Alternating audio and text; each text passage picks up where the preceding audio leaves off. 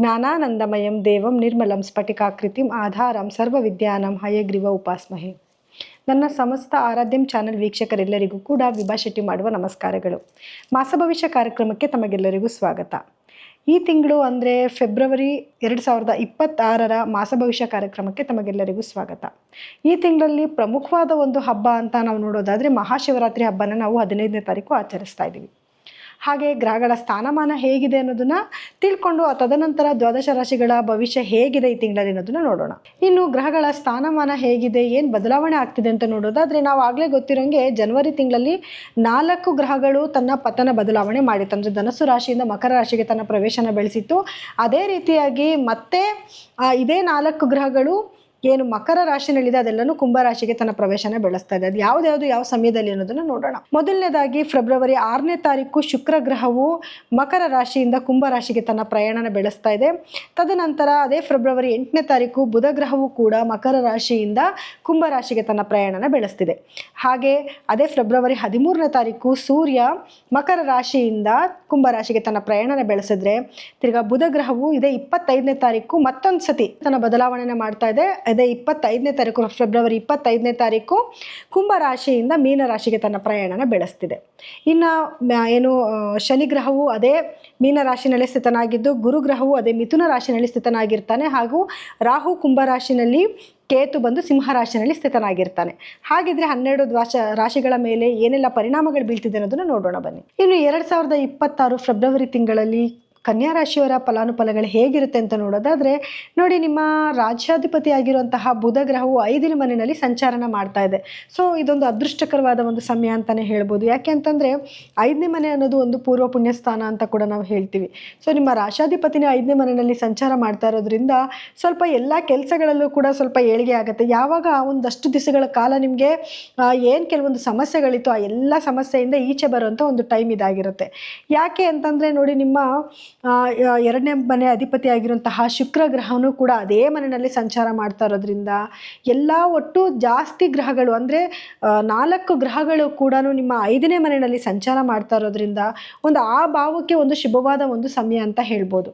So ನಿಮ್ಮ ಮಕ್ಕಳಿಂದ ಸ್ವಲ್ಪ ಏಳಿಗೆ ಆಗುವಂಥದ್ದು ಅಥವಾ ಮಕ್ಕಳಿಂದ ಏನೋ ಸ್ವಲ್ಪ ಖುಷಿ ಪಡುವಂಥದ್ದು, ಅವ್ರ ಜೀವನದಲ್ಲಿ ಏನೋ ಏಳಿಗೆ ಆಗ್ತಿರೋದನ್ನ ನೋಡಿ ನಿಮ್ಮ ಮನಸ್ಸಲ್ಲಿ ನೀವು ಸ್ವಲ್ಪ ಸಂತೋಷ ಪಡುವಂಥದ್ದು, ಈ ರೀತಿಯಾದ ಒಂದು ಟೈಮ್ ಇದಾಗಿರುತ್ತೆ. ಸೊ ಹಾಗೆ ನೀವು ಕೂಡ ನಿಮ್ಮ ಮಕ್ಕಳಿಗೋಸ್ಕರ ಅಥವಾ ಅವ್ರ ಮಕ್ಕಳ ಏಳಿಗೆಗೋಸ್ಕರ ಏನಾದರೂ ಒಂದು ಸಾಹಸನ ನೀವು ಕೂಡ ಮಾಡ್ತಾ ಇರ್ತೀರ. ಅವರು ಒಂದು ಅಭಿವೃದ್ಧಿಗೋಸ್ಕರ ಏನಾದರೂ ಒಂದು ಕೆಲಸಗಳನ್ನ ಮಾಡುವಂಥ ಒಂದು ಟೈಮ್ ಕೂಡ ಇದಾಗಿರುತ್ತೆ.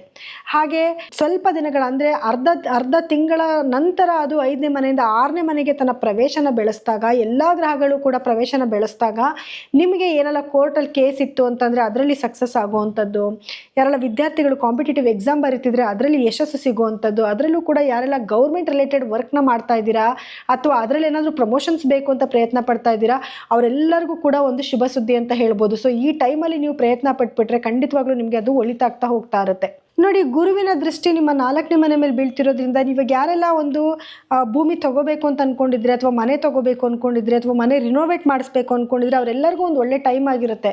ತಾಯಿಯ ಆರೋಗ್ಯದಲ್ಲಿ ಏನಾದರೂ ಸ್ವಲ್ಪ ಏರುಪೇರಾಗಿತ್ತು ಅಂದರೆ ಆರೋಗ್ಯದಲ್ಲಿ ಸ್ವಲ್ಪ ಅವರಿಗೆ ಉತ್ತಮ ರೀತಿಯಲ್ಲಿ ಬದಲಾವಣೆ ಆಗ್ತಾ ಹೋಗ್ತಾ ಇರುತ್ತೆ.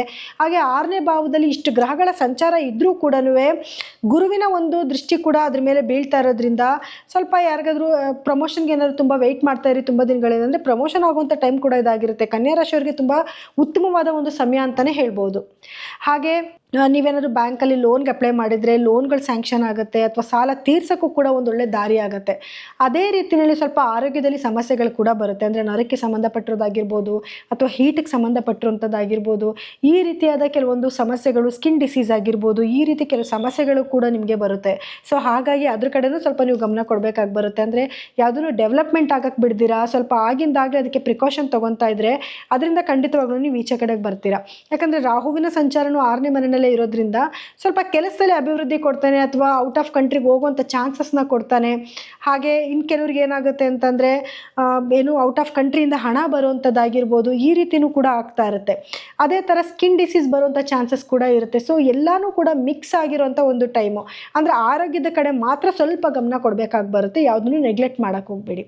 ಇನ್ನು ಶನಿಯ ಸಂಚಾರ ಅಂತ ನೋಡೋಕೆ ಬಂದಾಗ 7ನೇ ಮನೆಯಲ್ಲಿ ಶನಿಯ ಸಂಚಾರ ಇರೋದ್ರಿಂದ ಸ್ವಲ್ಪ ನಿಮಗೆ ಏನು 7ನೇ ಭಾವಕ್ಕೆ ಸ್ವಲ್ಪ ಸ್ವಲ್ಪ ತೊಂದರೆಗಳಂದರೆ ಗಂಡ ಹೆಂಡತಿ ಮಧ್ಯದಲ್ಲಿ ಸ್ವಲ್ಪ ವೈಮನಸ್ಸೆ ಬರುವಂಥದ್ದು. ಆದರೆ ಆಗಿಂದಾಗಲೇ ಸರಿ ಹೋಗೋದು ಕೂಡ ಆಗ್ತಾ ಇರುತ್ತೆ. ಅಂದರೆ ಶನಿ ಕೆಟ್ಟದೇ ಮಾಡ್ತಾನೆ ಅಂತ ಏನಿಲ್ಲ, ಒಳ್ಳೆಯದನ್ನು ಕೂಡ ಮಾಡ್ತಾನೆ. ಹಾಗಾಗಿ ಸ್ವಲ್ಪ ವೈಮನಸ್ಸೆಗಳು ಬಂದರೂ ಕೂಡ ಅದನ್ನು ಆಗಲೇ ಸರಿ ಮಾಡ್ಕೊಳ್ಳುವಂಥದ್ದು, ಅವ್ರ ಜೊತೆನಲ್ಲಿ ಹಾಗೆ ಸರಿ ಹೋಗಿ ಪ್ರೀತಿ ವಿಶ್ವಾಸದಿಂದ ಇರುವಂಥದ್ದು, ಈ ರೀತಿ ಕೂಡ ಆಗ್ತಾ ಇರುತ್ತೆ. ಅಥವಾ ನಿಮ್ಮ ಪಾರ್ಟ್ನರ್ಶಿಪ್ಪಲ್ಲೂ ಕೂಡ ಸ್ವಲ್ಪ ಏನೋ ಮಿಸ್ಅಂಡರ್ಸ್ಟ್ಯಾಂಡಿಂಗ್ ಬಂದಿರುತ್ತೆ. ಸ್ವಲ್ಪ ಕುತ್ಕೊಂಡು ಮಾತಾಡಿದ ತಕ್ಷಣ ಆ ಮಿಸ್ಅಂಡರ್ಸ್ಟ್ಯಾಂಡಿಂಗ್ ಎಲ್ಲ ಹೋಗ್ಬಿಟ್ಟು ಅದೇ ಮತ್ತೆ ಅದೇ ರೀತಿಯಲ್ಲಿ ಸರಿ ಹೋಗುವಂಥದ್ದು ಕೂಡ ಆಗ್ತಾ ಇರುತ್ತೆ.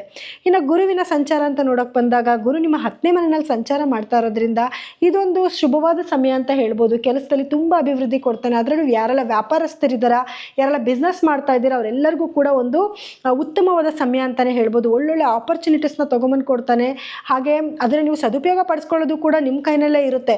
ಕೆಲಸಗಳನ್ನ ಮಾಡಬೇಕು, ಒಳ್ಳೊಳ್ಳೆ ಕೆಲಸಗಳು ನಿಮ್ಮನ್ನು ಹುಡ್ಕೊಂಡು ಬರುತ್ತೆ. ಸ್ವಲ್ಪ ನೀವು ಲೇಸಿ ಫೀಲ್ ಮಾಡ್ತೀರಾ, ಯಾಕೆಂದರೆ ಶನಿಯ ನೇರ ದೃಷ್ಟಿ ನಿಮ್ಮ ಮೇಲೆ ಇರೋದ್ರಿಂದ ಸ್ವಲ್ಪ ನಿಧಾನ, ಅಯ್ಯೋ ಹೋದ್ರಾಯ್ತು ಮಾಡಿದ್ರಾಯ್ತು ಅನ್ನೋ ಸ್ವಲ್ಪ ನೆಗ್ಲೆಕ್ಟ್ ಮಾಡ್ತೀರಾ. ಅದರಿಂದ ಸ್ವಲ್ಪ ನೀವು ಈಚೆ ಕಡೆಗೆ ಬಂದುಬಿಟ್ರೆ ಖಂಡಿತವಾಗ್ಲೂ ಈ ಒಂದು ಸಮಯನ ನೀವು ಸದುಪಯೋಗ ಪಡಿಸ್ಕೋಬಹುದು.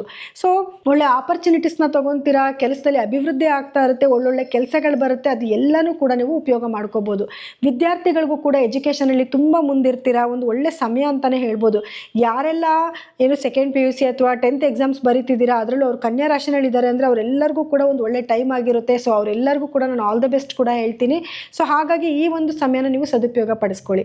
ಇನ್ನು ಸಮಸ್ಯೆ ಏನಾದರೂ ಬರ್ಬೋದು ಅಂತ ನೋಡೋದಾದರೆ 12ರಲ್ಲಿ ಕೇತುವಿನ ಸಂಚಾರ ಇರೋದ್ರಿಂದ ಸ್ವಲ್ಪ ಸ್ಲೀಪ್ ಡಿಸ್ಟರ್ಬೆನ್ಸ್ ಆಗುವಂಥದ್ದು ಅಥವಾ ಲೇಟ್ ನೈಟ್ ಸ್ಲೀಪ್ ಮಾಡುವಂಥದ್ದು, ಈ ರೀತಿ ಸ್ವಲ್ಪ ಸಮಸ್ಯೆಗಳು ಬರುತ್ತೆ. ಅಥವಾ ಬಾಯಲ್ಲಿ ಸಮಸ್ಯೆಗಳು ಉಳ್ಕಲಾಗುವಂಥದ್ದು, ಅಥವಾ ಬಾಯಲ್ಲಿ ಹುಣ್ಣಾಗುವಂಥದ್ದು, ಥ್ರೋಟ್ ಇನ್ಫೆಕ್ಷನ್ ಆಗುವಂಥದ್ದು, ಈ ರೀತಿಯಾದ ಕೆಲವೊಂದು ಸಮಸ್ಯೆಗಳು ಕೂಡ ನಿಮಗೆ ಬರುತ್ತೆ. ಸೊ ಹಾಗಾಗಿ ಸ್ವಲ್ಪ ಅದ್ರ ಕಡೆ ಒಂಚೂರು ಗಮನ ಕೊಡಿ, ನೆಗ್ಲೆಕ್ಟ್ ಮಾಡಬೇಡಿ. ಅಯ್ಯೋ ಏನೋ ಹಲ್ಲು ನೋವ್ತಿದೆ ಬಿಡು, ಸರಿ ಹೋಗುತ್ತೆ, ನಾಳೆಗೆ ಒಂದು ಟ್ಯಾಬ್ಲೆಟ್ ಹಾಕೊಳ್ಳೋಣ, ಈ ರೀತಿ ಯೋಚನೆ ಮಾಡ್ದಿರಾ ಅದನ್ನು ಏನು ಪ್ರಾಬ್ಲಮ್ ಆಗ್ತಿದೆ ಅನ್ನೋದನ್ನ ತೋರಿಸ್ಕೊಂಡು ಪ್ರಿಕಾಷನ್ನ ತೊಗೊಂಡ್ಬಿಡೋದ್ರಿಂದ ಸ್ವಲ್ಪ ನೆಗೆಟಿವಿಟಿಯಿಂದ ಈಚೆ ಬರ್ಬೋದು. ಮತ್ತು ಅನಿರೀಕ್ಷಿತವಾದ ಖರ್ಚುಗಳು ಕೂಡ ಬರುತ್ತೆ. ಅದರಲ್ಲೂ ಆರೋಗ್ಯಕ್ಕೆ ಸಂಬಂಧಪಟ್ಟಿರುವಂಥ ಖರ್ಚುಗಳು ನಿಮ್ಮನ್ನು ಎದುರಾಗೋದ್ರಿಂದ ಸ್ವಲ್ಪ ಕೇರ್ಫುಲ್ ಆಗಿರಿ. ಸ್ವಲ್ಪ ಏನೇ ಬಂದರೂ ಬೇಗ ತೋರಿಸ್ಕೊಂಡ್ರೆ ಜಾಸ್ತಿ ಆಗೋದ್ರಿಂದ ಸ್ವಲ್ಪ ಕಮ್ಮಿ ಆಗ್ತಾ ಹೋಗ್ತಾ ಇರುತ್ತೆ. ಸೊ ಇದಿಷ್ಟು ಕನ್ಯಾ ರಾಶಿಯವರ ಒಂದು ಫಲಾನುಫಲಗಳಾಗಿರುತ್ತೆ.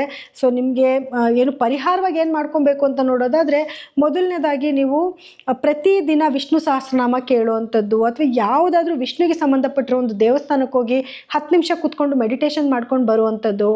ಅಥವಾ ನೀವು ರಾಹುಗೆ ಸಂಬಂಧಪಟ್ಟಿರುವಂಥದ್ದು, ಯಾಕಂದರೆ 6ನೇ ಮನೆಯಲ್ಲಿ ರಾಹುವಿನ ಸಂಚಾರ ನೆಗೆಟಿವಿಟಿ ಆಗದಿರೋ ಸ್ವಲ್ಪ ಪಾಸಿಟಿವಿಟಿ ಆಗಬೇಕು ಅಂತ ಅನ್ನೋದಾಯಿತು ಅಂತಂದರೆ ಸ್ವಲ್ಪ ದುರ್ಗಾದೇವಿಯ ಆರಾಧನೆ ಮಾಡುವಂಥದ್ದು. ಮತ್ತು ನೀವು ಶನಿಯ ಒಂದು ಅನುಗ್ರಹಕ್ಕೋಸ್ಕರ ಸ್ವಲ್ಪ ಬಡವ್ರ ಬಗ್ಗರಿಗೆ ಸ್ವಲ್ಪ ದಾನ ಧರ್ಮ ಮಾಡೋದು, ಅದ್ರೂ ಶನಿವಾರ ಸಾಯಂಕಾಲದ ನಂತರ ಸ್ವಲ್ಪ ದಾನ ಧರ್ಮ ಮಾಡುವಂಥದ್ದು. ಅಥವಾ ಗುರುವಿನ ಒಂದು ಅನುಗ್ರಹ, ಯಾಕಂದರೆ ಒಳ್ಳೆ ಸ್ಥಾನದಲ್ಲಿ ಕೂತ್ಕೊಂಡು ಒಳ್ಳೆ ಫಲಗಳನ್ನ ನಿಮಗೆ ಕೊಡ್ತಾ ಇರೋದ್ರಿಂದ ಅದಕ್ಕೋಸ್ಕರ ನೀವು ಗುರುಗಳ ದೇವಸ್ಥಾನಕ್ಕೆ ಹೋಗೋದು ಅಥವಾ ಮನೆಯಲ್ಲೇ ಗುರುವಿನ ಧ್ಯಾನ ಮಾಡೋದ್ರಿಂದನೂ ಕೂಡ ನಿಮಗೆ ಇನ್ನಷ್ಟು ಶುಭ ಫಲಗಳನ್ನ ನೀವು ಈ ತಿಂಗಳಲ್ಲಿ ನೋಡಬಹುದು. ಇನ್ನು ಇಲ್ಲಿವರೆಗೂ ಹೇಳಿರುವಂಥ ಫಲಗಳು ಸಾಮಾನ್ಯ ಫಲಗಳಾಗಿದ್ದು, ನಿಮ್ಮ ಜಾತಕನ ವೈಯಕ್ತಿಕ ಜಾತಕನ ಒಮ್ಮೆ ಪರಿಶೀಲನೆ ಮಾಡಿಸ್ಕೊಳ್ಳೋದು ತುಂಬ ಒಳ್ಳೆಯದು ಅಂತ ಹೇಳ್ಬೋದು. ಯಾಕೆ ಅಂತಂದರೆ ನೋಡಿ, ಇವಾಗ ನಾವೇನು ಪ್ರೆಸೆಂಟ್ ಟ್ರಾನ್ಸಿಟ್ ಅಂದರೆ ಈಗ ನಡೀತಿರುವಂಥ ಗ್ರಹಗತಿಗಳ ಮೇಲೆ ಫಲಗಳನ್ನ ನಾವು ಹೇಳಿದ್ದೀವಿ. ಆದರೆ ನಿಮ್ಮ ಜಾತಕದಲ್ಲಿ ಗ್ರಹಗಳ ಸ್ಥಾನಮಾನ ಬೇರೆ ಆಗಿದ್ದಾಗ ಫಲಗಳಲ್ಲಿ ಸ್ವಲ್ಪ ವ್ಯತ್ಯಾಸ ಆಗುತ್ತೆ. ಹಾಗಾಗಿ ನಿಮ್ಮ ಜಾತಕನ ಒಮ್ಮೆ ಪರಿಶೀಲನೆ ಮಾಡಿಸ್ಕೊಳ್ಳಿ. ನಿಮ್ಮ ದಶಾಭುಕ್ತಿಗೆ ತಕ್ಕಂಥ ಕೆಲವೊಂದು ಪರಿಹಾರಗಳನ್ನ ಕೂಡ ನೀವು ಮಾಡ್ಕೋಬಹುದು. ನೀವೇನಾದರೂ ನಮ್ಮಲ್ಲಿ ಜಾತಕಗಳನ್ನ ಕೇಳಿಸ್ಕೊಬೇಕು ಅಂತಂದರೆ ನಮಗೆ ಕೆಳಗಡೆ ಸ್ಕ್ರೋಲ್ ಆಗ್ತಿರುವಂಥ ನಂಬರ್ಗೆ ನೀವು ಕರೆ ಮಾಡಿ ನೀವು ಪರಿಹಾರನ ಕಂಡುಹಿಡ್ಕೋಬಹುದು. ಹಾಗೆ ನಿಮ್ಮ ಸಮಸ್ಯೆಗಳಿಗೆ ಕೆಲವೊಂದು ಬಾರಿ ನಿಮಗೆ ಕೆಲವೊಂದು ಕ್ರಿಸ್ಟಲ್ಸ್ನ ಕೂಡ ನಾವು ಸಜೆಸ್ಟ್ ಮಾಡ್ತೀವಿ. ಅದನ್ನು ಹಾಕೊಳ್ಳೋದ್ರಿಂದನೂ ಕೂಡ ನಿಮಗೆ ಅದೃಷ್ಟ ನಿಮ್ಮ ಜೀವನಕ್ಕೆ ಬರುತ್ತೆ ಅಂತಲೇ ಹೇಳ್ಬೋದು. ಹಾಗೆ ಈ ಕಾರ್ಯಕ್ರಮನ ಮುಗಿಸೋಂಥ ಸಮಯ ಇದಾಗಿದೆ. ಇನ್ನು ಮುಂದಿನ ತಿಂಗಳ ಮಾಸ ಭವಿಷ್ಯ ಕಾರ್ಯಕ್ರಮದಲ್ಲಿ ಮತ್ತೆ ನಾನು ನಿಮ್ಮನ್ನು ಭೇಟಿ ಮಾಡ್ತೀನಿ. ಎಲ್ಲರಿಗೂ ಕೂಡ ನನ್ನ ನಮಸ್ಕಾರಗಳು.